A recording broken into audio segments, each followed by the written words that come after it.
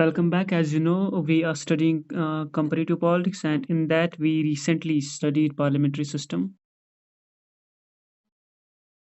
Yeah, parliamentary form of government. You people are pretty familiar कि जो parliamentary form of government है, इसके जो basic features या merits जो है वो क्या है? Like हम इसमें कहते हैं responsible government is there या responsible government के साथ साथ वहाँ बाकी चीजें जिसमें से हम कहते हैं responsibility of the executive towards legislature.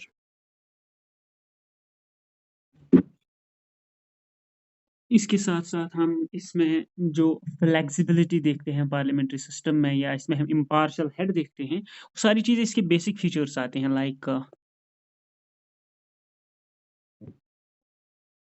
Responsible government होती है, एग्ज़ीक्यूटिव जो है रिस्पॉन्सिबल टू लेजिस्लेचर रहता है।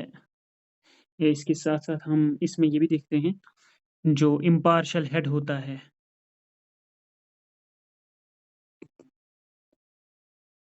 प्रेज़िडेंट यानी जो नॉमिनल एग्ज़ीक्यूटिव है उसको या हेड ऑफ़ द स्टेट जो है, उसको एक्ट करना पड़ता है एज़ एन इम्पार्शियल हेड। इसके साथ-साथ ये जो पार्लियामेंट्री सिस्टम ऑफ गवर्नमेंट है, यहाँ पर एग्ज़ीक्यूटिव और लेजिस्लेचर के बीच एग्ज़ीक्यूटिव एंड लेजिस्लेचर के बीच क्लोज़ कोऑर्डिनेशन रहती है, क्लोज़ बॉन्ड इनके बीच रहता है। ये चीज़ें हम कह सकते हैं ये इसके मेरिट्स में आता है। जब हम इसके डिमेरिट्स को देखते हैं, क्योंकि हमने इससे पहले जनरल फीचर्स इसके डिस्कस किए थे जिसमें कोई फिक्स टेन्योर नहीं होता है, बाइकैमरल लेजिस्लेचर होती है, पॉलिटिकली ये लोगों को एजुकेट करती है और जो सीक्रेसी मेंटेन करते हैं मिनिस्टर्स तब तक उस पॉलिसी पे वो सीक्रेसी मेंटेन करते हैं जब तक कि वो पॉलिसी पब्लिक तक ना पहुँचे और इसमें जो है एग्ज़ीक्यूटिव की रिस्पॉन्सिबिलिटी रहती है या नो कॉन्फिडेंस वोट जो है मोशन जो है वो भी इसके अहम फीचर्स में से है। तो अगर ये एडवांटेजेस है, इसके बगैर भी कुछ एडवांटेज है लेकिन जो डिसएडवांटेजेस है, उनमें सबसे पहले हम देखते हैं अगर पार्लियामेंट्री सिस्टम में क्या है फ्यूजन या यूनिफिकेशन ऑफ पावर्स। तो इसके अगेंस्ट हम अपोजिट में इसका डिमेरिट बना सकते हैं नो सेपरेशन ऑफ पावर्स।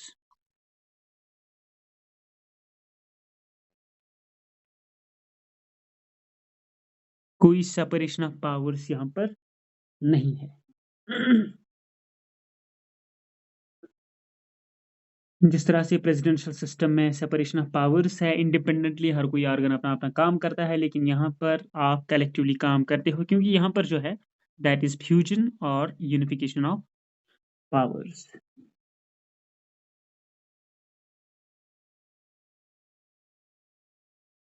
इसके साथ-साथ पार्लियामेंट्री सिस्टम में एक ठीक है, जब हम इसका एडवांटेज या जनरल पर्सपेक्टिव में देखते हैं, तो हम कहते हैं पार्लियामेंट्री सिस्टम में ये खूबी है कि वो एक्जिस्टिंग सर्कमस्टेंसेस में जो है, आराम से अपने आप को मेंटेन करती है, मैनेज करती है। अल्टरनेटिव गवर्नमेंट वहाँ पे होती है। अगर रूलिंग गवर्नमेंट के खिलाफ वोट ऑफ नो कॉन्फिडेंस पास होता है, तो वहाँ पर जो वोट ऑफ नो कॉन्फिडेंस पास होने के बाद जो अपोज़िशंस होते हैं, उनका जो है लीडर वो एज़ अ प्राइम मिनिस्टर जो उस इंटरिम गवर्नमेंट बन जाती है, उसका बन जाता है। सो पार्लियामेंट्री सिस्टम में ये चीज़ें हैं आप सर्कमस्टेंस के हिसाब से सिस्टम को एडजस्ट कर सकते हो, मैनेज कर सकते हो। लेकिन सबसे बड़ी प्रॉब्लम यहाँ पर जो है that is instability, political instability. Political instability यहाँ पर क्यों है? क्योंकि यहाँ पर जो रहती है, जो गवर्नमेंट मोस्टली यहाँ पे बनते हैं, वो बनते हैं कोएलिशन गवर्नमेंट्स। तो जब आपकी गवर्नमेंट कोएलिशन गवर्नमेंट बनती है, तो वहाँ पर पॉलिटिकल स्टेबिलिटी नहीं रहती है। एक एक तो पॉलिटिकल स्टेबिलिटी नहीं रहती है क्योंकि कोएलिशन गवर्नमेंट है। अब ठीक है, अगर कोएलिशन गवर्नमेंट ना भी हो, तो आपको ये खौफ है, कल मेरा कोई मिनिस्टर करप्ट मेंबर करप्ट ना हो, तो आपके खिलाफ वोट ऑफ नो कॉन्फिडेंस पास हो, तो वहाँ पर भी आपकी इनस्टेबिलिटी रहती है क्योंकि आपको मुकम्मल मुद्दत 5 साल यहाँ नहीं मिलते हैं। फुल टर्म आप नहीं यूटिलाइज़ कर पाते हो क्योंकि वहाँ पर आपको निकलना पड़ता है। अगर आपका कोई मेंबर करप्ट होता है, तो आपके खिलाफ वोट ऑफ नो कॉन्फिडेंस पास होता है, तो आपकी जो भी प्लान्स होते हैं 5 साल के लिए, उन पे पानी फिर जाता है, तो वहाँ से भी ये सिस्टम अनस्टेबल है, इंस्टेबल है।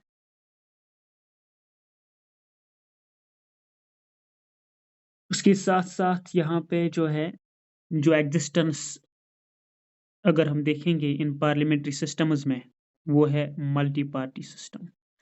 मल्टी पार्टी सिस्टम की एग्जिस्टेंस से यहाँ पर क्या होता है, पार्टी पॉलिटिक्स ज़्यादा होती है, पार्टी पॉलिटिक्स ज़्यादा होती है। मतलब आपकी पार्टी अगर रूल करेगी, तो वो नेशनल इंटरेस्ट के मुकाबले में ज़्यादा पार्टी इंटरेस्ट को देखती है, पार्टी इंटरेस्ट को देखती है। तो वहाँ पर हैम्पर होता है नेशनल इंटरेस्ट, या इसी मल्टी पार्टी सिस्टम की वजह से यहाँ पर स्ट्रॉन्ग स्टेबल गवर्नमेंट नहीं बनती है। मोस्ट केसेस में यहाँ पर कोएलिशंस बनती है। तो ये चीज़ें हैं जो कुछ अच्छी है पार्लियामेंट्री सिस्टम के लिए, और कुछ जो है डिमेरिट्स है पार्लियामेंट्री सिस्टम के लिए।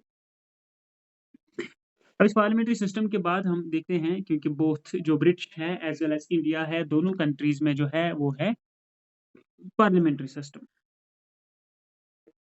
अगर हम देखेंगे यूके में, यूके का जो पार्लियामेंट्री सिस्टम है, वहाँ पर भी है अ, जब हम कहते हैं यूनाइटेड किंगडम,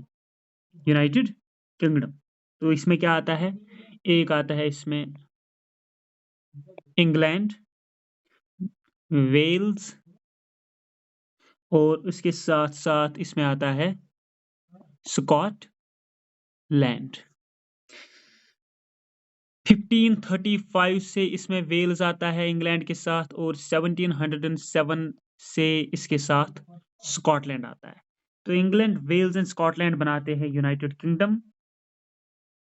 उसके बाद जब हम ग्रेट ब्रिटेन जो है पूरे यूके में, इसके साथ-साथ आता है। यूके में ये 3 चीज़ें आती, ये 3 एरियाज़ आती हैं, ये 3 रीजन्स आते हैं।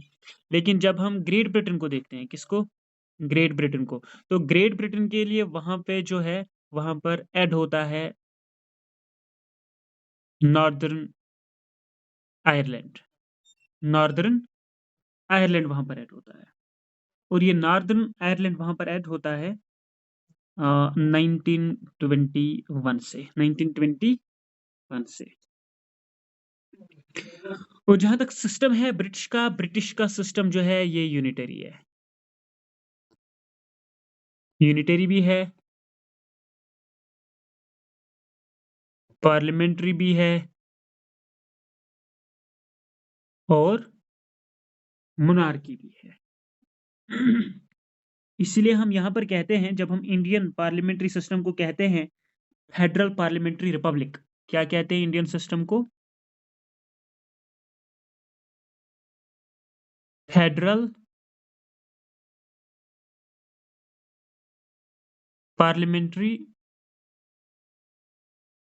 रिपब्लिक। इसके मुकाबले में हम ब्रिटिश को क्या कहते हैं?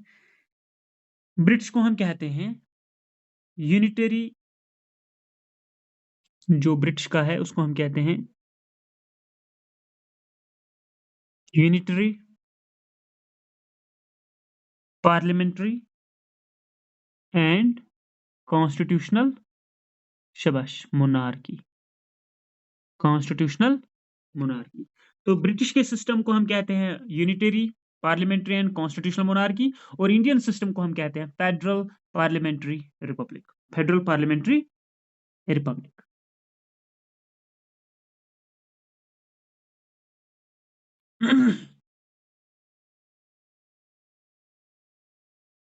उसके बाद जब हम ब्रिटिश के एग्जीक्यूटिव को देखते हैं, ब्रिटिश के एग्जीक्यूटिव को जब हम देखते हैं, तो हम वहां पर कहते हैं पीएम एंड उसकी cabinet, prime minister and his cabinet. जिस तरह यहाँ इंडिया में prime minister leader of the house या majority party of the Lok Sabha का होता है, इस तरह ब्रिटिश पीएम जो होता है, वो होता है majority party of the house of Commons, house of Commons.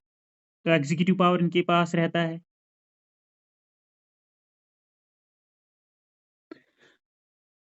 उसके बाद ब्रिटिश की अगर हम लेजिस्लेचर देखेंगे,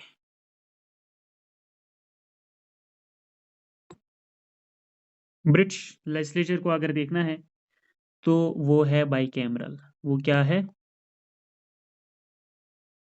बाइकैमरल। उसके 2 हाउसेस हैं। एक है अपर हाउस, एक है लोअर हाउस। अपर हाउस में वहाँ पर आता है हाउस ऑफ लॉर्ड्स और लोअर हाउस में आता है हाउस ऑफ कॉमन्स। इंडिया में यहाँ राज्यसभा आता है और और इंडिया में यहाँ पर आता है Lok Sabha. So upper house is House of Lords, lower house is House of Commons. जब हम हाउस ऑफ लॉर्ड्स की बात करते हैं तो इसमें मोस्टली अपॉइंटेड मेंबर्स होते हैं। हाउस ऑफ लॉर्ड्स में मोस्टली अपॉइंटेड मेंबर्स होते हैं। खासकर जो 793 मेंबर्स है ये इसमें अपॉइंटेड होते हैं, बाकी इसमें हेरिडिटरी रहते हैं, पीर्स, स्पेशल्स। उसके बगैर जो जिस तरह लोकसभा यहाँ पर है और इसी तरह हाउस ऑफ कॉमन्स जो है, इसकी जो मेंबरशिप है वो है 650 मेंबर्स जो है वो डायरेक्टली इलेक्टेड होते हैं। कितनी मुद्दत के लिए? डायरेक्टली वो इलेक्ट होते हैं 5 ईयर्स के लिए। सो ये पूरी ब्रिटिश की पार्लियामेंट है जो बाइकेमरल है। Upper house and lower house, that is House of Lords and House of Commons. तो इंडिया में भी यही बाइकेमरलिज्म है क्योंकि इंडिया ने पार्लियामेंट्री मॉडल ब्रिटिश का फॉलो किया।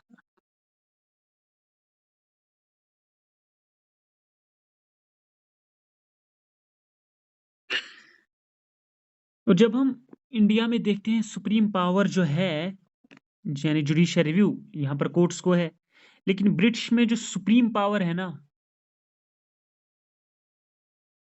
वो किसको है? ब्रिटिश में वो सुप्रीम पावर पार्लियामेंट को है।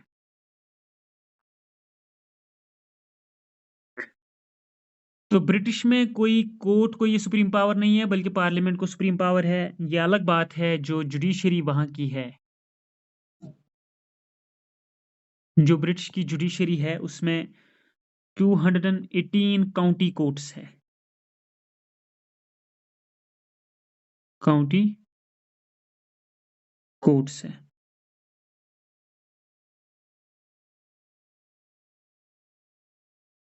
लेकिन ये काउंटी कोर्ट्स जो है ये बड़े स्मॉल होते हैं, छोटे एरियाज के लिए होते हैं।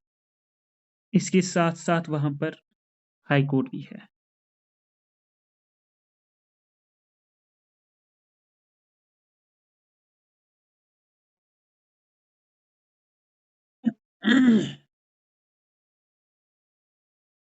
लेकिन ठीक है, सुप्रीम पावर हम कहते हैं पार्लियामेंट को है, लेकिन इसके साथ-साथ जुडिशरी में वहाँ पर एक तो 218 काउंटी कोर्ट्स है, स्मॉलर एरियाज़ के लिए, हाई कोर्ट भी है, लेकिन हाईएस्ट कोर्ट ऑफ अपील जो ब्रिटिश का है, वो है सुप्रीम कोर्ट ऑफ यूके।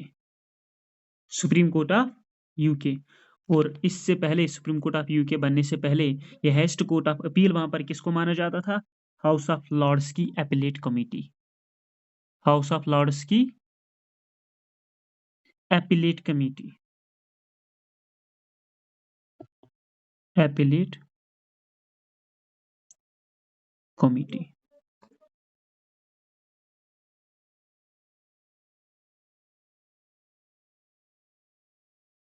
उसके साथ-साथ जब हम ब्रिटिश का ठीक है, ये ब्रिटिश की लेजिस्लेचर है। इसमें हमने एग्ज़ीक्यूटिव को देखा, prime minister along with his council और वहाँ कॉन्स्टिट्यूशनल मोनार्की होती है जो किंग और क्वीन और राइट नाउ वो किंग है। Recent death of Elizabeth second की वजह से। सुप्रीम पावर पार्लियामेंट के पास है, लेकिन वहाँ जुडिशरी भी है, जिसमें छोटे कोर्ट्स है, हाई कोर्ट है और सुप्रीम कोर्ट ऑफ ब्रिटिश है। और सुप्रीम कोर्ट ऑफ ब्रिटिश जो हाईएस्ट कोर्ट ऑफ अपील है, इससे पहले हाईएस्ट कोर्ट ऑफ अपील हुआ करती थी हाउस ऑफ लॉर्ड्स की एपेलेट कमिटी। अब जो वहाँ पर पार्टी सिस्टम है, पहले कहा जाता था ये बाई पार्टी सिस्टम है, लेकिन धीरे-धीरे वो क्या हो गया? धीरे-धीरे वो बन रहा है मल्टी पार्टी सिस्टम, जिसमें आमतौर पे आती है कंज़र्वेटिव पार्टी, लेबर पार्टी और अब आई है liberal party. Conservative, labour and liberal party.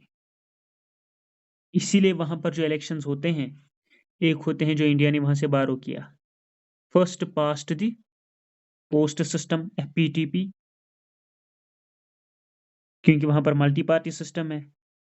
तो इसीलिए वहाँ पर जो इलेक्शंस खासकर होते हैं सिर्फ़ और सिर्फ़ हाउस ऑफ कॉमन्स के लिए होते हैं, तो जिस तरह यहाँ लोकसभा के लिए डायरेक्ट इलेक्शन है एफपीटीपी सिस्टम से, इसी तरह वहाँ पर हाउस ऑफ कॉमन्स के लिए भी इलेक्शन होते हैं एफपीटीपी सिस्टम से। सो जो वहाँ पर ये पार्टी सिस्टम है, 22 से ये मल्टी हो गया, कंजर्वेटिव, लेबर और लिबरल पार्टीज। और इसके साथ साथ इन ये जो वहाँ पर पार्टीज हो गई, इनको हम अब क्या कहते हैं, मल्टी पार्टी सिस्टम की जगह 2+1, 2+1, क्योंकि कंजर्वेटिव और लेबर पुरानी है, अब वहाँ पर लिबरल भी आ गई। So 2+1 party system is there in British. British parliamentary system को हम किस मॉडल के नाम से पुकारते हैं?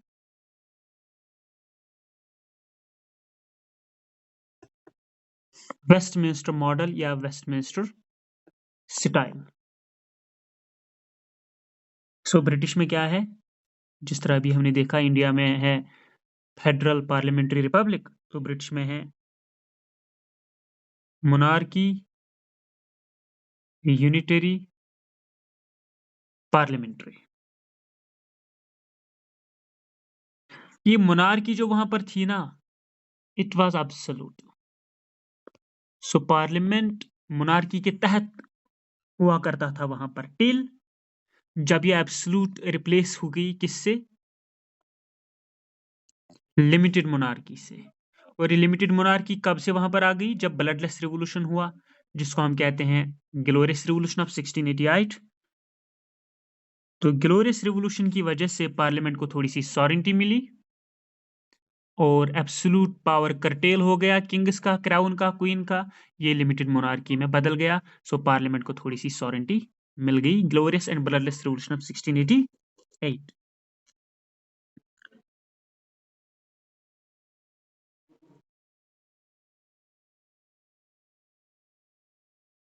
तो ठीक है, अब वहां पर अगर किंग क्वीन जो होते हैं, जिसको हम ब्रिटिश क्राउन कहते हैं, लेकिन जो रियल पावर है वो किसको है, पीएम को, along with his council. So head of the government जो है वो कौन है, वो भी प्राइम मिनिस्टर है। मेजॉरिटी पार्टी का लीडर होता है। और इंडिया की तरह यहाँ पर भी कौन सी रिस्पॉन्सिबिलिटी होती है, कलेक्टिव रिस्पॉन्सिबिलिटी होती है।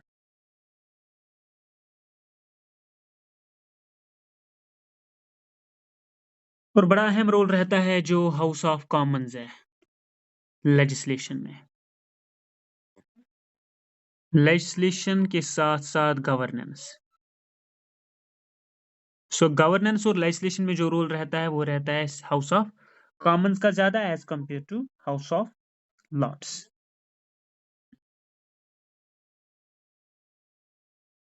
स्पीकर, डिप्टी स्पीकर वहां पर भी है, लेकिन जो जिस तरह वाइस प्रेसिडेंट यहाँ पर है प्रिजाइडिंग ऑफिसर ऑफ राज्यसभा, वहां पर इसी तरह राज्यसभा की जगह कौन सा है, House of Lords. House of Lords का जो प्रिजाइडिंग ऑफिसर है ना, उसको क्या कहते हैं,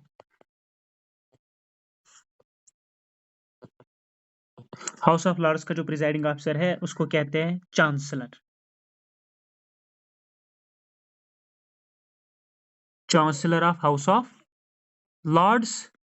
और उसको एक पर्टिकुलर नाम से पुकारते हैं, that is woolsack, woolsack. इस प्रिजाइडिंग ऑफिसर जिसको हम चांसलर कहते हैं हाउस ऑफ लॉर्ड्स के, उसको दूसरे नाम से पुकारते हैं, दैट इज वूल सैक। और ये कैबिनेट का मेंबर भी होता है। क्या होता है, कैबिनेट का मेंबर भी होता है ये।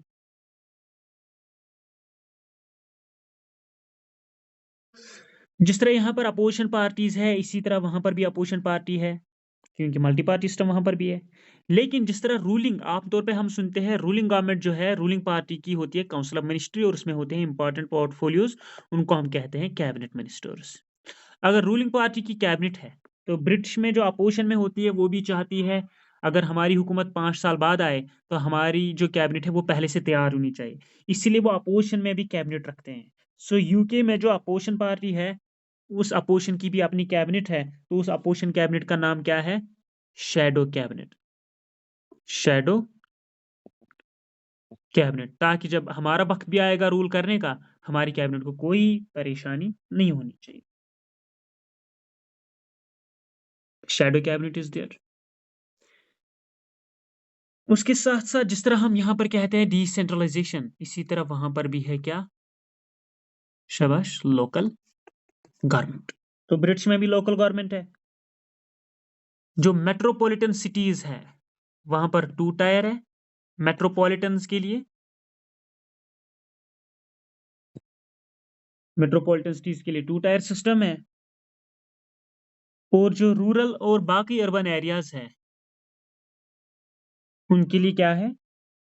उनके लिए है 3 टायर सिस्टम। उनके लिए है 3 टायर सिस्टम। उसके साथ साथ जो ब्रिटिश कॉन्स्टिट्यूशन है, यूके कॉन्स्टिट्यूशन को माना जाता है मदर ऑफ कॉन्स्टिट्यूशंस। इसके साथ साथ ये ओल्डेस्ट कॉन्स्टिट्यूशन है of the world. Oldest constitution of the world and mother of all constitutions. क्योंकि ये कॉन्स्टिट्यूशन जो ब्रिटिश का है ये क्या है? अनरिटन कॉन्स्टिट्यूशन है। कस्टम्स पे बेस्ड है, ट्रेडिशंस पे बेस्ड है, कन्वेंशंस पे बेस्ड है। कुछ जो है important documents like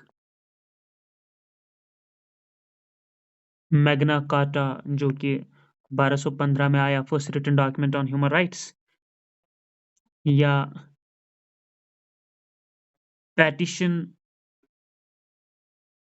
of rights 1628 आई, या बिल ऑफ राइट्स 1689 आई। ये सारी इंपॉर्टेंट है। धीरे धीरे इनका रोल रहा है ब्रिटिश पार्लियामेंट को सॉवरेनिटी देने में और absolute power of monarch cartel करने में। सो ब्रिटिश का कॉन्स्टिट्यूशन अनरिटन है, फ्लेक्सिबल है क्योंकि वो यूनिटरी है, सिंपल मेजॉरिटी से बिल पास वहां पर होती है। अनरिटन, फ्लेक्सिबल तो यूनिटरी भी है, मतलब सारे पावर्स सेंटर को है। लेजिस्लेचर जो वहां की है वो है bicameral, that is House of Lords and House of Commons. और वहां पर एवी डाइसे की मेन टर्म है कॉन्स्टिट्यूशन में, that is rule of law. और इंडिया की तरह वहां पर भी है सुप्रीमेसी, किसकी? Supremacy of constitution. तो ब्रिटिश कॉन्स्टिट्यूशन में unwritten constitution, flexible, unitary, bicameral legislature, supremacy of constitution, rule of law. उसके साथ साथ वहां पर जो जुडिशरी की है इंडिपेंडेंस, इंडिपेंडेंस ऑफ जुडिशरी। इसके साथ साथ वहां पर कलेक्टिव रिस्पॉन्सिबिलिटी है।